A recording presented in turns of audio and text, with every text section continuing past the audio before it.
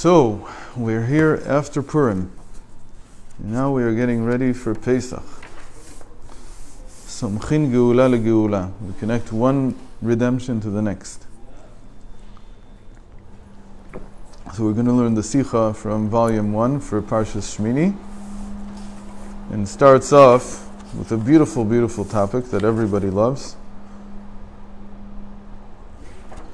בפרשת השבוע מדובר על הבהמות הטהורות המותרות לאכילה והבהמות הטמאות האסורות באכילה. So the last topic in this week's parsha, almost last topic, is the dietary laws. Which animals may be eaten, which animals are considered tamei, which means that they're impure and cannot be eaten. Why does everybody like that? Hmm? Why do you say everybody likes that? Because it's animals. Everybody's interested in animals. It's one of the funnest parts of the Torah. So the Torah metzayenet shnei simanim lebehema teora, ma'alad geram mafreset parsa. So the Torah gives two signs, physical signs in the animal, that indicate that it is pure and it can be eaten. That it chews its cud, meaning it regurgitates, it eats, and then it for a while sits in the first stomach, and then it comes back up and it re-chews it again. Ve'mafreset parsa, and that it has a split hoof. So these are the two main ones. There's also the secondary one, shosat shesa. In any case, bidvar simanim kayemet chakira. So the Rogatchover, he brings something. I don't think he was the first one to write this. I think that this was, maybe I'm wrong, but this is a general question. Whenever the Torah brings us some sign for something, like how will you differentiate between one thing and the other by a physical sign? In the Chakira, the question here is,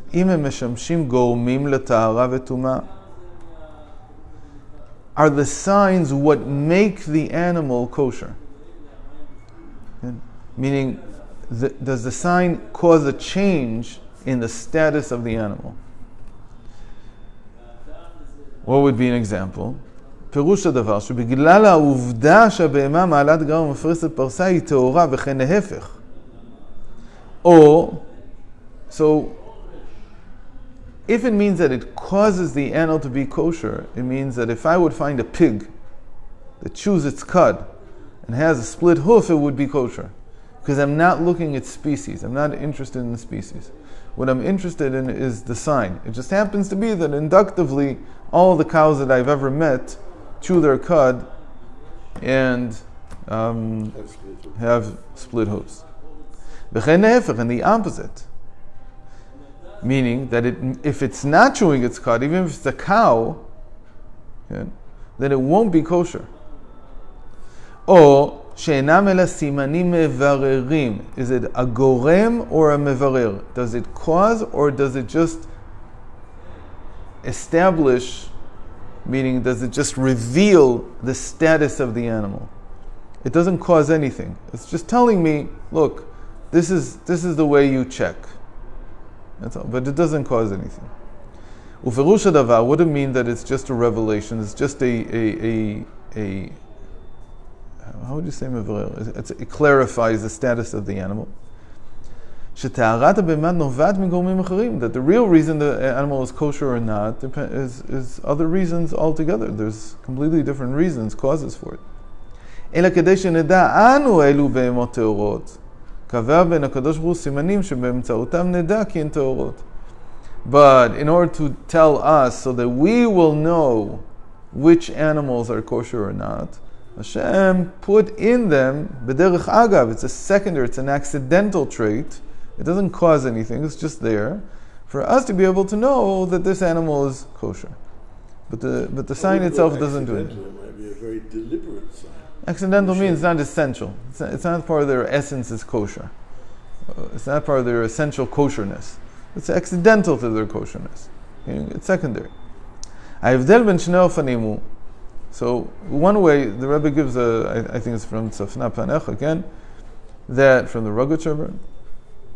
The one way to see this difference clearly is to say the following: There's a halacha, there's a law that says, hayotze min hataho taho.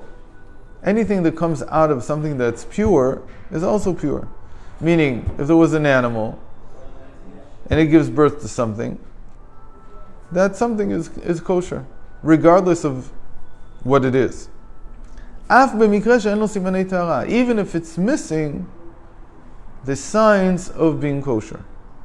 לדוגמה, היוצא מן הטהור ופרסותיו כלוטות. So there's an example in Bechoros, and there it says that a cow gave birth to a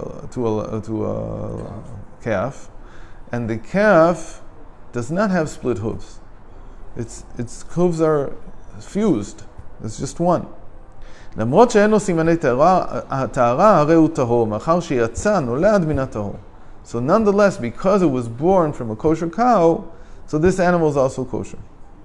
אם נניח שסימני טהרה אינם אלה סימנים מבררים, if we say that all that the signs of tahara, of kosherness, what they do is they clarify that this animal is, they don't cause it, they just clarify. מובנת ההלכה זו גם מבחינת הסברה. Right? So we can understand the logic behind this halacha. Why? כיוון שהוא יוצא מן הטהור, אין דרושים סימנים. Because it came out of something that we already knew was kosher. So we don't care whether it has the same signs or not. Because we've already established that the parent was kosher. The parent was kosher. Anything that came out of it, anything that the parent gave birth to, is also kosher. And the fact that it's missing the signs is immaterial. Because the signs were only there to tell us if it was kosher or not. But we already know it's kosher. But if we say that no, the signs cause the animal to be kosher, they're essential to its status. מחייב ההיגיון שמי שפרסותיו קלוטות יהיה טמא. וכל ההלכה שהוא טהור אינה לה משום גזירת הכתוב הוא. And then we don't understand why this animal would be kosher. This calf that was born from a cow who was with the signs, but the calf is missing the split hoof, and his hooves is fused together. The halacha will remain the same. We're not saying that it won't be kosher, but it will go against our understanding that the signs of being kosher are what caused the animal to be kosher. So in this case, how would we explain the halacha that anything comes out of a kosher animal is also kosher? We'd say gzerat hakatuv, meaning that it's beyond reason. It's just a gzera, it's a decree. The God decreed that this is the way it is.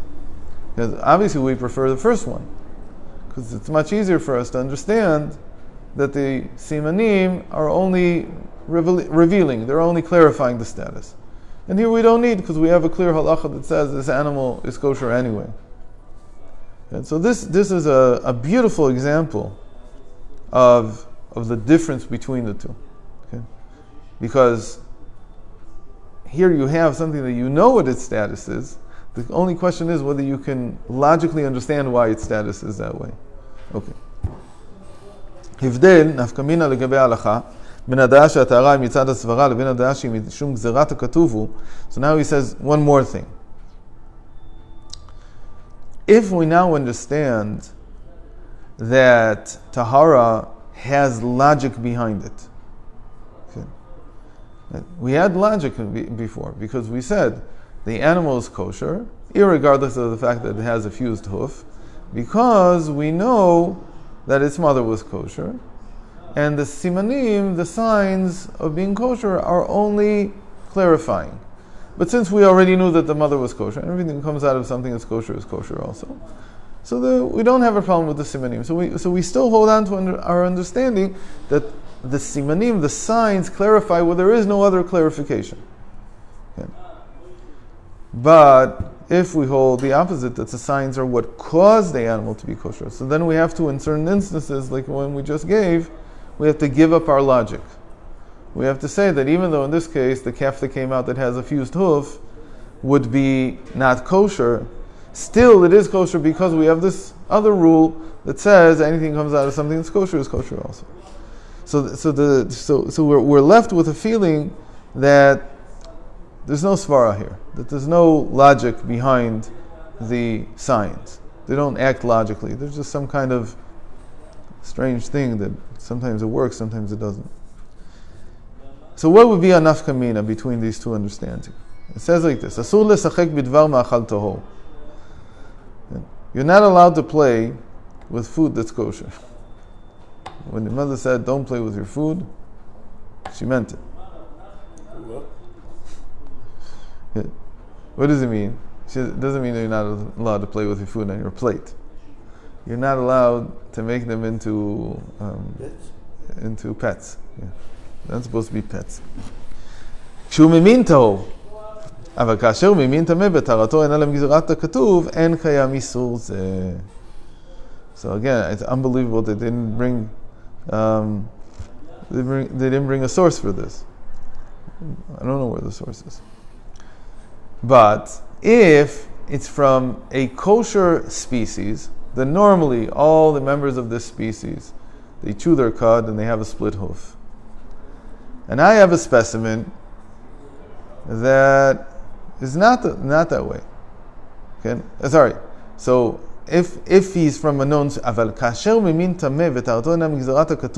but if it's really something that would normally be unkosher, but the kasuv, meaning the Torah, decreed that this will be something kosher. What's the example? What we just said. That out came a calf that doesn't have a split hoof. So you're allowed to make it into a pet. En kayam isulza. Okay, it needs some learning why it says that. But what's the proof? What's the proof? The Yerushalmi asks, and the verse that is also related to our parsha very strongly, right? You created the Leviathan to play with it, made it into a pet. Says the Yerushalmi, it asks a question, there's a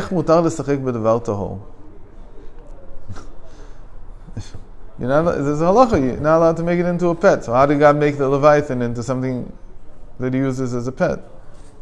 So the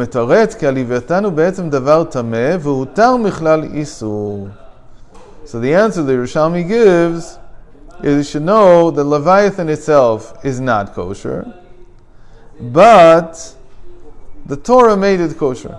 How did the Torah make it kosher? Because we know that in the future there will be a seudah, there will be a feast from the Leviathan. I thought that was a medrash. I thought it was a story. It's like a metaphor for something. They're not going to catch a Leviathan and cut it up and make tuna out of it. I don't know. What are they talking about? They're talking about something spiritual. It's not so simple. There is a Leviathan somewhere in the ocean. And eventually, one day we're going to eat it. So if we're going to eat it, it's impossible that it's not kosher. So if that's the case, but it was really not kosher, utar michlal isur. Because the Torah said. The Torah is allowed to make these exceptions. It's a type of fish, I guess. It's a fish that was questionable. The Torah decided that it is kosher. That this needs a little bit more to think about. Okay? But this is the background. So we learn from that if the only reason that it's kosher that can be eaten is because the Torah decreed so, in that case, you're allowed to play with it. This is medrash all mixed up with halacha. It's a very, very tricky proposition. You have to think a lot about it. It's not so easy to make sense of it. Anyway, we'll continue on. מצויות הוכחות מספר שסימני הטהרה מהווים סיבה לטהרה. There are, okay, so that we're putting on the side right now. It's in the back burner. This thing we still need to unravel this whole story with the Leviathan and why it's kosher and what does that mean about keeping pets from kosher animals. We'll put that aside for a second. Now he says, there's many proofs, there are strong proofs to show that the signs of kashrus of an animal being kosher are what cause it to be kosher. And it's not just a clarification. Ken mashma gam mileshon pasuk. This is also the literal meaning of the Torah verses that talk about these signs. It says, why can you eat from this and this animal? Ki, because ma'ale gerau, it chews its cud, ufarsain eno mafris. And it doesn't have one hoof, it has a split hoof. Sorry, in this case it's why you can't. Okay? But in any case, the key, because it has one sign and it doesn't have the other. Sorry, so if it doesn't have the other, that means that the signs cause it to be kosher. Okay? It follows. Because this word ki, because, is telling you this is the reason. There's another proof from halacha itself. Tarnegol de agama, meaning this is the, I think they said that this is the... Swan? Maybe it's a swan. I thought it was something else. I thought it was the... I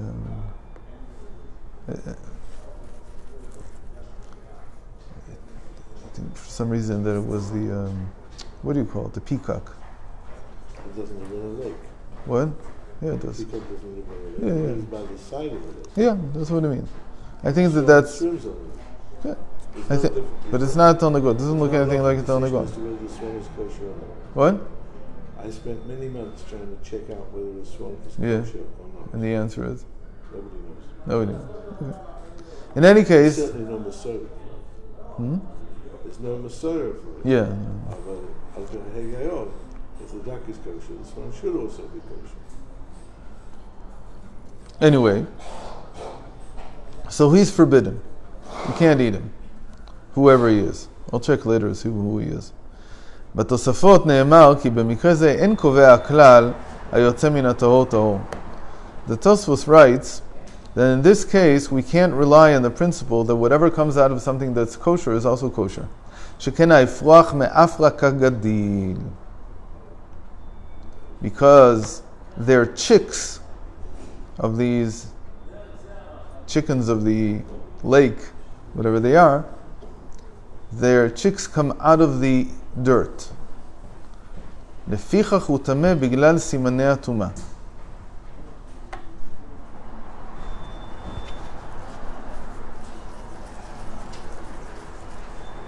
We also have a problem with the whole issue because birds do not have any simanei kashrut in the same way as animals do. Their names are listed in the Torah. כן. 24 kosher birds. Right. 2 times 12.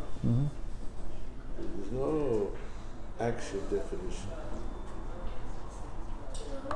Certain items, like for example the eggs of this shape as opposed to the eggs of not, but it's So in the birds it works the opposite. We don't have the signs of it being kosher. We have the signs of it being not kosher. Right? The birds are like the opposite. The Torah didn't bring these signs, so they're considered the Rabbanan, I think. considered. They're Rabbanan. They're like from the sages. But there are certain signs. What are the two signs? The two signs are that the bird eats living animals. It's an ofdores.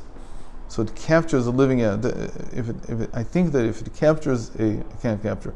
If it eats a dead animal, that's not a sign of not being kosher.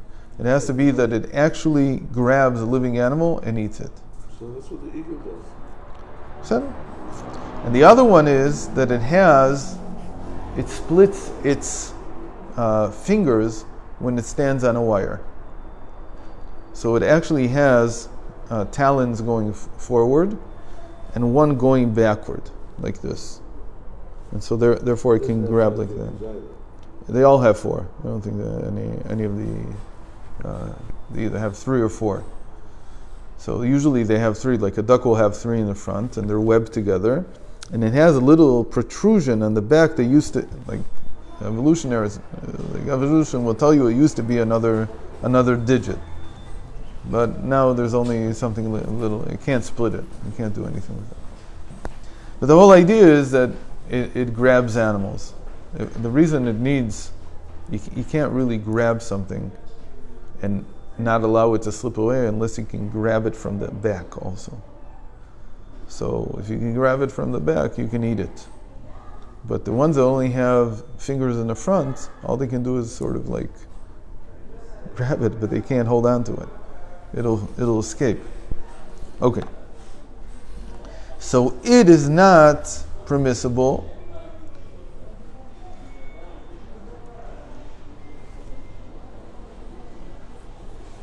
you can't eat it because of the signs that it has that it's not kosher. If we say that all that the signs do is they clarify the situation, but the situation was already like that for a different reason, הרי מאחר שידוע לנו הסוג שממנו יוצא התרנגול, מה אכפת לנו הדבר שיש לו סימני טומאה? But since we know that these chicks came from something that's kosher, right? And why would we care about their signs? Their signs of their being not kosher would be accidental, and we wouldn't care. We'd say, but it came out of something kosher. In that case, it's supposed to be kosher. But the fact that we see that it's not kosher, that forces us, it forces us to say, שהסימנים מהווים סיבה לטהרה. Right? So this follows what we saw in the beginning. That the animal that came out of, the calf that came out, why is it kosher? It's kosher because, in this case, it came out of something, I understand what a Tarnagol Agam is. Tarnagol Agam means, it's not a different species. It's how the chicks came out. Normally, you know who the parent is. A Tarnagol Agam, whenever you say Agam in the Talmud, you mean a place of hefker. Now it all makes sense. It's a place of hefker. Hefker means that you don't know, there's a nest, but you don't know, you never saw the type of a bird that laid the eggs. Because you've never seen the bird that laid the eggs, you call it that the eggs came out of the dirt. They don't think that they're not talking about spontaneous generation. They're simply saying, it's like the egg came out of the dirt because I've never seen the parent. So now, what do you mean, since you've never seen the parent? You know that eggs also have signs of being kosher or not. So what do you care that you didn't see the parent? You should still see it. It's an egg that's rounded. It's more concave on one end than it is on the other. It makes it kosher. What do you care that you didn't see the mother? It should be that whatever comes out of something that's kosher is kosher also. So what about here? But here we say that we see the bird that hatched out of this egg, and it has these 4 fingers instead of 3. So that makes it not kosher. Even though we would normally say, but this is from a chicken. So here we see another example that it being this way would make it not kosher. So then what happened to Hayotze min hatohu tohu? Ugzerat hakatuv, because we don't know for sure what bird this egg came from. We think but we don't know for sure. Maybe we have here another example of an egg coming out of an unkosher animal, but looking like a kosher egg. Because we didn't see the mother, we don't know. What? Yeah, it's a mutation. You can't know. So again, the idea of a Tarnagol Agam is that you don't see the mother laying the eggs. You don't know what this nest came from. So as far as you're concerned, you can't use the principle that kol hayotze min hatohu tohu, that anything that comes out of a kosher animal is also kosher. So what are you left with? You're left with the signs on the animal itself. And so if we would have said that the signs are only clarifying, so we'd have 2 things that were just as weak or just as strong. We have this close to chazaka, call it, that an egg that looks like this came from a kosher bird. And the fact that the animal itself that came out, the chicken that came out has a mutation, that's not very much, because it's just clarifying. So they'd be equal. At least we'd have a suffix, we'd have a doubt. But here it says no. Clearly, this is an unpermitted bird. You can't eat it. So what do we learn from here? That the signs are very, very strong. They're not just clarifying. They're telling me that if this animal in particular, even if it could be, and if it makes a lot of sense, and there's good reason to say that it came from a kosher egg, from a kosher chicken, the fact that this offspring, this chick, doesn't have the right signs, that's enough to make it unkosher. So that shows how strong the signs are. That they do not just clarify, they actually create the reality that this bird is not kosher. So let's just finish this chapter. So if this is true, now he's taking sides, and he's saying it's much more, at least for now, it makes more sense to say that the signs cause the animal to be kosher. They're not just clarifying whether it is or isn't. They are the cause. So we have to understand, why is it that chewing cud and having a split hoof creates kosher? Why? What is it about these signs that makes the animal kosher? בייחוד לאחר שבפנימיות העניין, אף אם נניח שאין הסימנים אלא מבררים, כיוון שידוע שהכל אף ענייני העולם בהשגחה פרטית וכל שכן ענייני התורה ומצוותיה, הרי העובדה זו עצמה שסימנים אלו נקבעו לסימני טהרה משמש להוכחה שהם קשורים עם הטהרה, לפחות בתור תוצאה, אם לא בתור גורם כדעה הראשונה. It says, even if we hold by the other opinion, that they're only clarifying, we'd still say, because we're learning Chassidus, we'd still say, okay, so what is the essence behind these signs that they have the power to even clarify? Okay, they're not causing it. According to the second opinion, they're not causing it. It's just a sign. They're just clarifying. But still, why is it that these signs are clarifying and not something else? Right. Why specifically these? So in any case, we have to understand the connection between chewing cud and having a split hoof and being kosher. Okay, and I think we'll continue tomorrow, right? Okay. I went down for